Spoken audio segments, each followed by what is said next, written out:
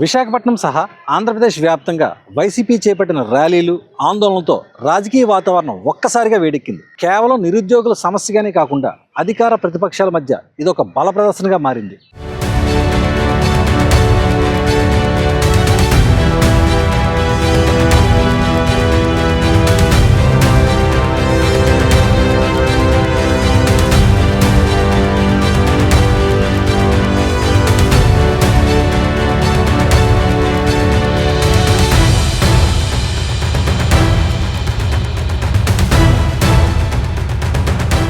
Mega DSC పరీక్షల నిర్వహణ, sports quota భర్తీలో అక్రమాలు జరిగాయని, దీనిపై సిబిఐ విచారణ జరిపించాలంటూ వైసీపీ అధినేత వైఎస్ జగన్మోహన్ రెడ్డి పిలుపునిచ్చారు. విద్యాశాఖ మంత్రి నారా లోకేష్ రాజీనామా చేయాలనే డిమాండ్తో ప్రతిపక్షం రోడ్లపైకి వచ్చింది.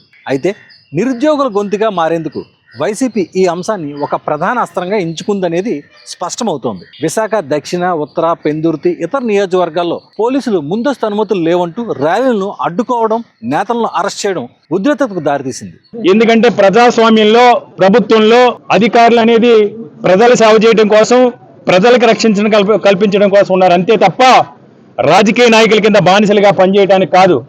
మేమన్నా దౌర్జన్యాలు చేస్తున్నామా? మేమన్నా విధ్వంసకర కార్యక్రమాలు చేస్తున్నామా?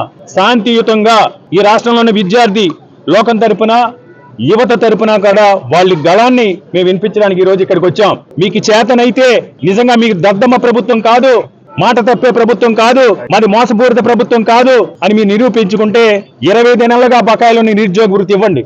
ఇలా పోలీస్ దీలం ప్రదర్శించడం కాదు. మీరు ఆపేసిన ఫీజు రియంబర్స్మెంట్ బకాయిలు విడుదల చేయండి. మీరు ఆపేసిన విద్యా కానుక పథకాన్ని అమలు చేయండి. ఆ రోజు జగన్మోహన్ రెడ్డి గారు తీసుకొచ్చిన చదువుకోవాలనుకునే తాపత్రమైన ప్రతి పేద విద్యార్థులు కూడా ఉన్నత విద్యావంతులు చేయాలని ఉద్దేశంతో జగన్మోహన్ రెడ్డి గారు తీసుకొచ్చిన మనబడి నాడు నేడు కార్యక్రమాన్ని సక్రమంగా అమలు చేయండి. మీకు దమ్ముంటే, మీకు చేతనైతే, మీకు సమర్థత ఉంటే, నిజంగా మీలో చిత్తశుద్ధి ఉంటే, డిఐసీలు అవినీతి జరగలేదు, డిఐసీలు అక్రమాలు జరగలేదు, డిఐసీలు అన్యాయం ఏ అభ్యర్థికి కూడా జరగలేదు అనుకుంటే లక్షలాది మంది అభ్యర్థులకి వారు ఏదైతే డిమాండ్ చేస్తున్నారో ఆ డిమాండ్ మేరకు మీరు సిబిఐ ఎంక్వైరీ చేయండి. సిబిఐ ఎంక్వైరీ నిష్పక్షపాతంగా జరగాలంటే విద్యాశాఖ మంత్రి లోకేష్ రాజీనామా చేసి సిబిఐ ఎంక్వైరీలను మేము డిమాండ్ చేస్తూ ఈ నిరసన ర్యాలీని చేపట్టడం జరిగింది. శాంతి భద్రతల పరిరక్షణ, ముందస్తు అనుమతులు లేకపోవడం మరియు ట్రాఫిక్ ఇబ్బందులను అదుపు చేయడానికే ఈ అరెస్టులని పోలీసులు చెప్తున్నారు. అయితే ప్రజాస్వామ్యబద్ధంగా నిరసన తెలిపే హక్కును ప్రభుత్వం అణచివేస్తోందని, నిరుద్యోగుల తరపున పోరాడుతున్న తమను చూసి కూటమి ప్రభుత్వం భయపడుతోందని వైసీపీ ఆరోపిస్తోంది. ఈ అరెస్టుల ద్వారా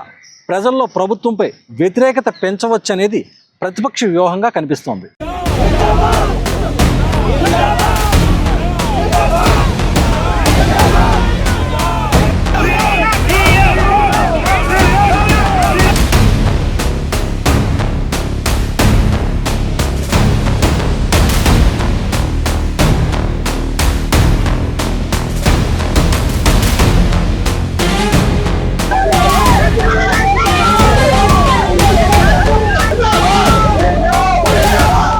విశాఖపట్నం ఎప్పుడూ రాజకీయంగా అత్యంత చైతన్యవంతమైన నగరం. విశాఖపట్నం జిల్లా వైసీపీ అధ్యక్షుడు కేకే రాజు ఆధ్వర్యంలో గత కొన్ని రోజులుగా ఇక్కడ నిరసనలు తీవ్ర రూపం దాల్చాయి. నగరంలోని కీలక నియోజకవర్గాల్లో నేతల అరెస్టుల ద్వారా క్షేత్రస్థాయిలో కేడర్ను ఉత్తేజపరచడానికి వైసీపీ ప్రయత్నిస్తోంది. ప్రభుత్వం విశాఖలో నెలకొన్న ఉద్రిక్త పరిస్థితులు కేవలం డిఎస్సి పరీక్షల చుట్టూనే కాకుండా రాబోయే రోజుల్లో ఆంధ్రప్రదేశ్ రాజకీయాల్లో ఏ పార్టీ మైలేజ్ సాధిస్తుందనేది దానికి దిక్సూచిగా మారాయి. నిరుద్యోగుల సమస్యలను అస్త్రంగా చేసుకుని వైసీపీ మైలేజ్ పెంచుకోవాలని చూస్తుండగా శాంతి భద్రతల నెపంతో ప్రభుత్వం దీన్ని ఎలా ఎదుర్కొంటుందనేది ఇప్పుడు ఆసక్తికరంగా మారింది.